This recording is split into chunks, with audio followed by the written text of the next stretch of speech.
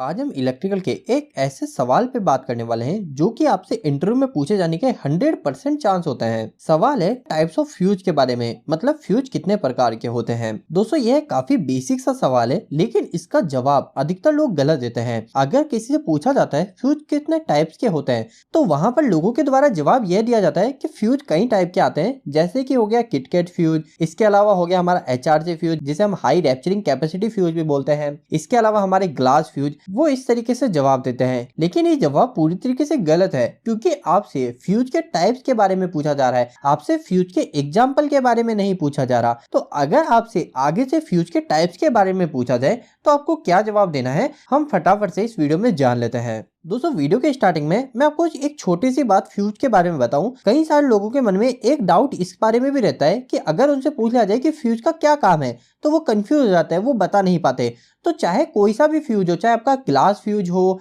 आपका HRC fuse हो, या फिर आपके इलेक्ट्रॉनिक सर्किट में लगने वाला फ्यूज हो, कोई भी फ्यूज होगा ना, फ्यूज का काम फिक्स होता है। पहला काम फ्यूज का ये होता है, वो हमारे इलेक्ट्रिकल के सर्किट को ओवर करंट से प्रोटेक्शन देता है। मतलब कि अगर हमारे सर्किट में ज्यादा करंट फ्लो होगा तो हमारा फ्यूज ऑटोमेटिक ब्लो हो जाएगा, ओपन हो जाएगा और हमारे इलेक्ट्रिकल के सर्किट को सेव कर देगा। इसके अलावा फ्यूज से हमें दूसरा फायदा जो देखने को मिलता है वो होता है हमारा शॉर्ट सर्किट से। मतलब कि किसी भी कारणवश हमारे इलेक्ट्रिकल के सर्किट में कहीं पर शॉर्ट सर्किट होता है, फेस न्यूट्रल आपस में टच हो जाते हैं, पॉजिटिव नेगेटिव आपस में टच हो जाते हैं, तो उस केस में हमारे कोई उपकरण खराब ना हो, उससे सुरक्षा भी हमें फ्यूज देता है। तो फ्यूज के बस दो मुख्य काम होते हैं, अगर आपसे कभी पूछा जाए तो आप आसानी से बता सकते हो। अब हम आगे बात करते हैं कि आखिरकार फ्यूज कितने टाइप्स के होते हैं। तो दोस्तों फ्यूज को कई तरीके से बांटा जा सकता है, लेकिन इस वीडियो के अंदर जो हमारे मैक्सिमम जो फ्यूज इंडस्ट्री में उपयोग किया जाता है मैं उसके बारे में आपको बताने वाला हूँ। सबसे पहला जो फ्यूज जो कि आप इंडस्ट्री में हमेशा से देखते आ रहे हैं वो है दोस्तों कार्ट्रिज फ्यूज। ये कार्ट्रिज फ्यूज क्या है, तो जितने भी दोस्तों आप ये सिलेंड्रिकल टाइप के फ्यूज देखते हो, जैसे कि आप ये ग्लास फ्यूज आपने कई बार आपके पैनल में देखा होगा, आपके इलेक्ट्रॉनिक चिप में भी देखा होगा। यह जो ग्लास फ्यूज है जो कि सिलेंड्रिकल शेप में होता है, यह हमारा कार्ट्रिज फ्यूज की ही कैटेगरी में आता है। तो आपको ध्यान रखना है कि जितने भी हमारे सिलेंड्रिकल टाइप के फ्यूज होते हैं, जो सिलेंड्रिकल शेप होती है, सिलेंडर की तरह शेप होती है, वो सभी फ्यूज हमारे कार्ट्रिज फ्यूज की कैटेगरी में आते हैं। अब यहाँ पर एक बात और मैं आपको बता दूं, हो सकता है कि आपके जो सिलेंड्रिकल शेप का जो फ्यूज है ये तो हमारा गिलास टाइप का है, यहाँ पे गिलास है, लेकिन कई केसेस में आपने देखा होगा हमारे सिरामिक के बने हुए भी फ्यूज होते हैं जो सिलेंड्रिकल शेप में होते हैं। तो अगर आप उसकी भी बात करोगे ना तो वह भी हमारे कार्ट्रिज फ्यूज की कैटेगरी में ही आते हैं। और यह जो कार्ट्रिज फ्यूज होता है ये आपको हमेशा आपके जो लो वोल्टेज सर्किट होता है उसी में ही देखने को मिलेगा। मतलब कि हमारा जो 440 वोल्टेज तक का जो सर्किट होता है उसी में ही आपको कार्ट्रिज फ्यूज देखने को मिलता है। इसके बाद में हम सेकंड टाइप के फ्यूज की बात करें तो वो होता है दोस्तों हमारा ब्लेड टाइप का फ्यूज। तो अगर आपने कभी ऑटोमोटिव एप्लीकेशन देखे हैं, मतलब कि जैसे कभी आपने कार का इलेक्ट्रिकल सर्किट देखा हो, बाइक का देखा हो, तो वहां पे आपने देखा होगा आपको रेक्टेंगल शेप में फ्यूज देखने को मिलते हैं। उस फ्यूज में आपको कुछ इस तरीके से दो प्रॉन्स देखने को मिलती है।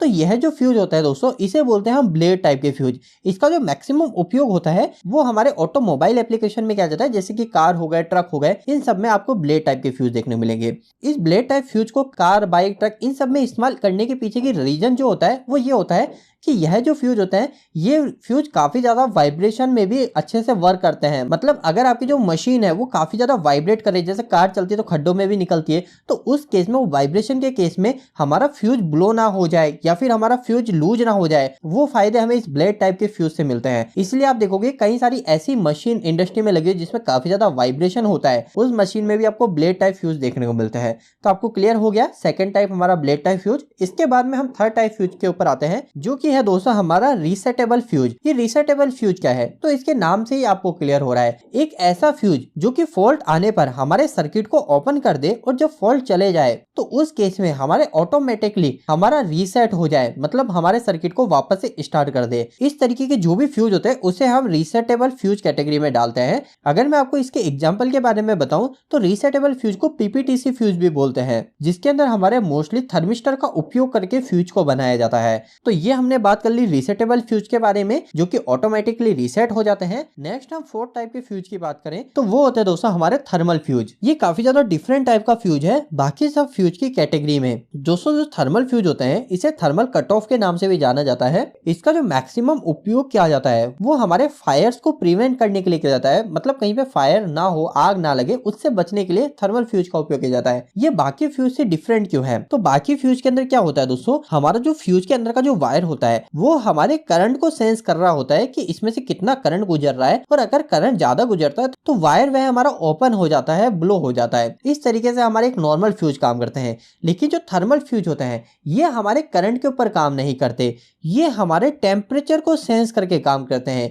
इसके अंदर जो एलिमेंट लगा रहता है, जो फ्यूज एलिमेंट होता है जिसे हम फ्यूज वायर बोलते हैं, वो हमारा टेम्परेचर सेंसिटिव एलिमेंट होता है। अगर मैं आपको इसके एग्जांपल बताऊं जिसकी मदद से आप आसानी से इस फ्यूज को भी समझ जाओ, तो आपने कई बार देखा होगा आपके घरों में जो प्रेस करने वाली मशीन है, जो हमारे कपड़ों को प्रेस करने वाली मशीन है, उसको अगर आप एक टेम्परेचर पे सेट कर देते हो तो वो उस टेम्परेचर पे आने के बाद ऑटोमेटिक कट ऑफ कर जाती है। तो वो इस वजह से कट जाती है क्योंकि उसमें एक थर्मल फ्यूज लगा रहता है। इसके अलावा हमारे जो इलेक्ट्रिक हीटर होता है उसमें भी थर्मल फ्यूज का उपयोग किया जाता है। साथ ही में अगर आप ड्रायर्स देखोगे तो ड्रायर्स में भी हमारे थर्मल फ्यूज का उपयोग किया जाता है। तो थर्मल फ्यूज बाकी फ्यूज से अलग इसलिए है क्योंकि नॉर्मल फ्यूज के अंदर जो एलिमेंट होता है वो हमारा करंट कितना फ्लो हो रहा है उसको सेंस करके हमारे सर्किट को ओपन करता है, लेकिन थर्मल फ्यूज के अंदर हमारा जो एलिमेंट है वो कितना गर्म हो रहा है उसके हिसाब से हमारे सर्किट को ओपन करता है, प्रोटेक्ट करता है। तो आपको थर्मल फ्यूज भी क्लियर हो गया। इसके बाद में हमारे आखिरी 4 और बचे हुए फ्यूज के बारे में भी हम बात करते हैं, जिसमें 5th नंबर पे जो फ्यूज है उसे बोलते हैं दोस्तों मिनिएचर फ्यूज। ये मिनिएचर फ्यूज क्या है? तो इसके नाम से ही आपको पता चल रहा है, मिनिएचर का मतलब हो गया हमारे स्मॉल टाइप का फ्यूज, यानी कि एक ऐसा फ्यूज जो कि साइज में काफी ज्यादा छोटा हो। तो ऐसे जो फ्यूज होते हैं, जो मिनिएचर कैटेगरी में फ्यूज जो आते हैं, ये फ्यूज काफी ज्यादा इंपॉर्टेंट होते हैं जब आप कभी इलेक्ट्रॉनिक सर्किट की बात कर रहे हो।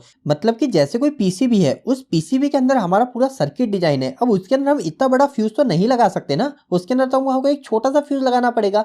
तो ऐसी जगह पर हमारे प्रोटेक्शन के लिए जो फ्यूज उपयोग किया जाता है वो हमारा मिनिएचर फ्यूज किया जाता है। नेक्स्ट हम छठे टाइप के फ्यूज की बात करें तो ये हो जाते हैं दोस्तों हमारे high voltage fuse. High voltage fuse क्या है? तो आपको इसके नाम से ही पता चल रहा है, एक ऐसा फ्यूज जो कि डिजाइन किया गया है हमारे हाई वोल्टेज सिस्टम में प्रोटेक्शन देने के लिए। अगर मैं आपको इसका एग्जांपल के बारे में बताऊं तो आपने कई बार ड्रॉप आउट फ्यूज के बारे में सुना होगा, इसके ऊपर मैंने वीडियो भी बना रखी है। तो ये जो ड्रॉप आउट फ्यूज होता है ये हमारे हाई वोल्टेज कैटेगरी में आता है। इसके अलावा मैं जैसा आपको स्टार्टिंग बताया था कि कई सारे लोगों से जब इंटरव्यू पूछा जाता है कि फ्यूज कितने टाइप्स के होते हैं, तो वो यहाँ पे किटकैट फ्यूज या फिर ड्रॉप आउट फ्यूज इस तरीके जवाब देते हैं। तो वो थोड़ा सा दोस्तों गलत जवाब है। आपको वहां पर जो कैटेगरी बतानी है वो ये बतानी कि हाई वोल्टेज फ्यूज आता है। फिर अगर आपसे इंटरव्यूअर पूछे कि हाई वोल्टेज फ्यूज के अंदर कौन सा फ्यूज आता है, एग्जांपल बताओ, तो आप बोल सकते हो ड्रॉप आउट फ्यूज। तो आपको इस स्टेप बाय स्टेप तरीके से इंटरव्यू में जवाब देना होता है। इसके बाद में दोस्तों हम हमारे आखिरी बचे 2 फ्यूज के बारे में और बात करते हैं, जिसमें 7 नंबर पे है दोस्तों सेमीकंडक्टर फ्यूज। जो सेमीकंडक्टर फ्यूज होता है ना दोस्तों, इसको इलेक्ट्रॉनिक फ्यूज के नाम से भी जाना जाता है। मतलब अगर आप इंटरव्यू के अंदर इलेक्ट्रॉनिक फ्यूज बोल दोगे या फिर सेमीकंडक्टर फ्यूज बोल दोगे, दोनों ही एक ही चीज है। इस टाइप के जो फ्यूज होते हैं, जो इलेक्ट्रॉनिक फ्यूज होते हैं या हमारे जो सेमीकंडक्टर फ्यूज होते हैं,